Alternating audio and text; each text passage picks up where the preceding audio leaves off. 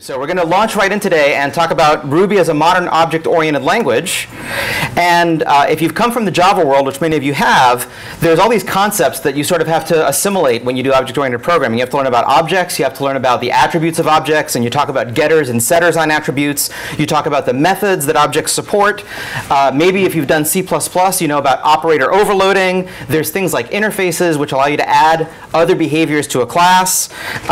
Java also has these primitive types like integers, and you have to box and unbox them in order to do certain things to them. And at some point, you probably found yourself asking whether there isn't a smaller set of mechanisms that supports the things you're trying to do when you're using all these different mechanisms in a language like Java or C++.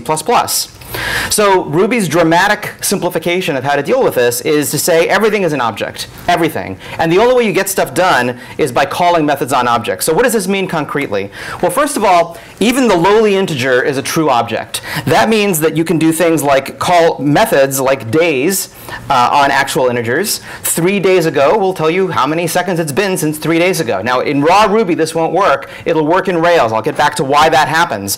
But to give you a sense, I can also say 50.methods. I'm asking the integer 50, what methods do you respond to? What things do you know how to do? And in fact, I can explicitly in Ruby talk about responding to. I can ask an object directly, what methods do you respond to, by using this built-in respond to method. See how good I am at drawing? I'm pretty good, huh? Yeah. In fact, all of these really can be thought of as syntactic sugar around a single construct, which is the send method. It's a language primitive. And that's the one that says, take the following method call and send it to the object. We say that the object is the receiver in that case. And the only thing Ruby cares about is whether the object you're sending a message to knows how to respond to that message. So for example, if I say 1 plus 2, what I'm really doing is saying shorthand for sending to the receiver, the object 1, the plus message with an additional argument of 2. That's really what's going on internally at the language level. So plus is really just another method, and it's a method that takes one argument, which is the thing to add to its receiver. Similarly, if I dereference an array with square brackets, really I'm sending the square bracket dereference method to the target array, and I'm passing another argument, which is what the subscript is that I want to get. We can do other examples, like when we do array assignment. What's going on here? Well, believe it or not, this is a method call. There's a method call that means assign to an array. And this time we need two arguments, which subscript to assign and what the new value ought to be at that place. But the important thing here is that there's actually a method defined on arrays called bracket equals. And when you say my array sub 3 equals foo, it's really just a shorthand, syntactic sugar, for calling the bracket equals method with those two arguments. This is a dramatically simplifying thing that it takes a little bit of getting used to, but bear with me for just a bit as I work through a few more examples. When I do a comparison, again, what am I doing? I'm sending the target a message of double equals with another argument of the thing to compare it to.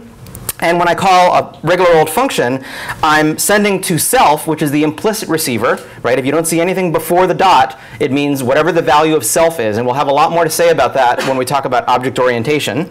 So we're sending self the name of a method, myfunc, and one argument that's expected by that method. And the hope is that self has an instance method called myfunc in this case, and that myfunc is prepared to accept an argument. So that's what's going on there. So remember, when we do this, okay, save yourself a lot of grief. When you see the notation a.b, it means we're calling the method b on the object a. Okay, what does it not mean? It does not mean that b is an instance variable of a. It doesn't mean that A is some kind of a data structure and B is one of the fields of that data structure. It's nothing like that, right? So keeping this in mind will help you parse Ruby expressions that look a little confusing until you get more accustomed to the language, at which point it'll seem very natural. So understanding this distinction, keeping this one simple rule in mind, will save you a lot of grief and confusion. So when you say every operation is a method call, going a little more deeply into that, what does it mean? Well, here's 3 different uses of plus. And somebody unfamiliar with a modern, extremely object-oriented language like Ruby might look at those 3 lines and say, wow, if those are all legal calls, it must be the case that Ruby has some pretty sophisticated type inference and type conversion in place so that plus knows what to do depending on what the types of its 2 arguments are.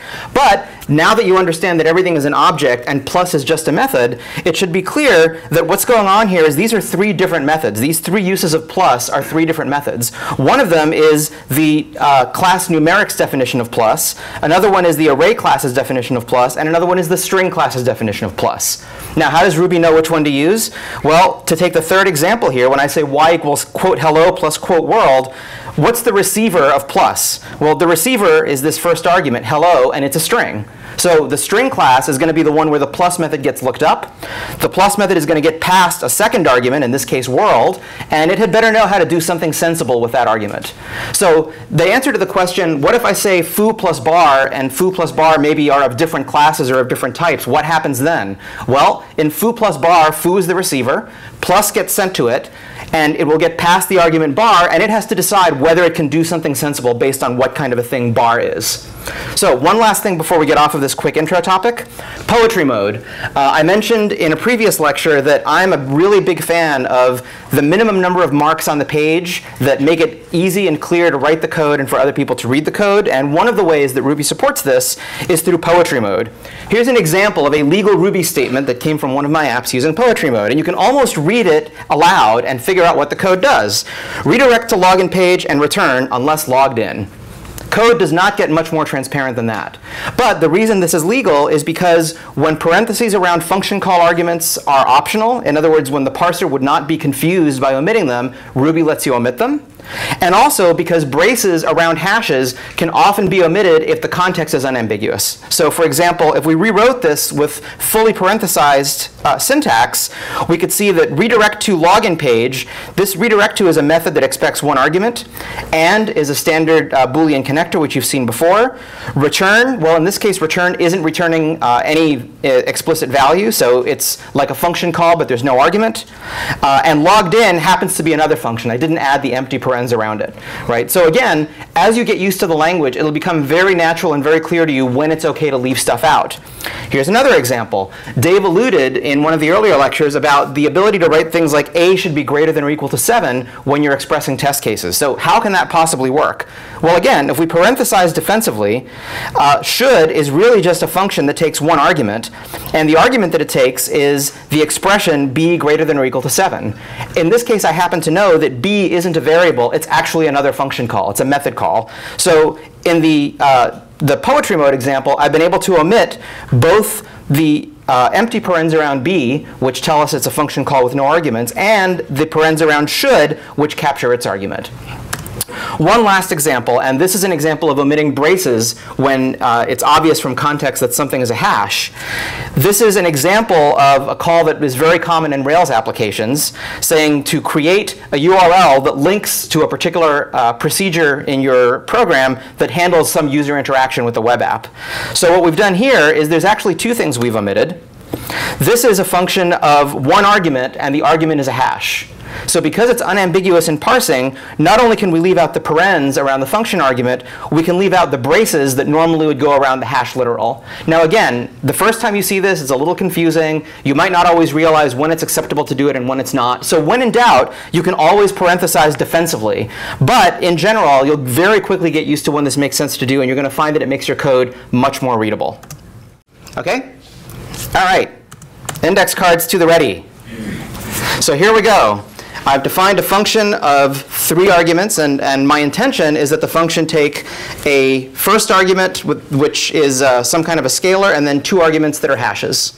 So the question, which was alluded to earlier, is which of these is not a legal call to that function? And a hint is that the thing that would make a call not legal is that there is ambiguity about how the argument list ought to be parsed. So think about that for a moment.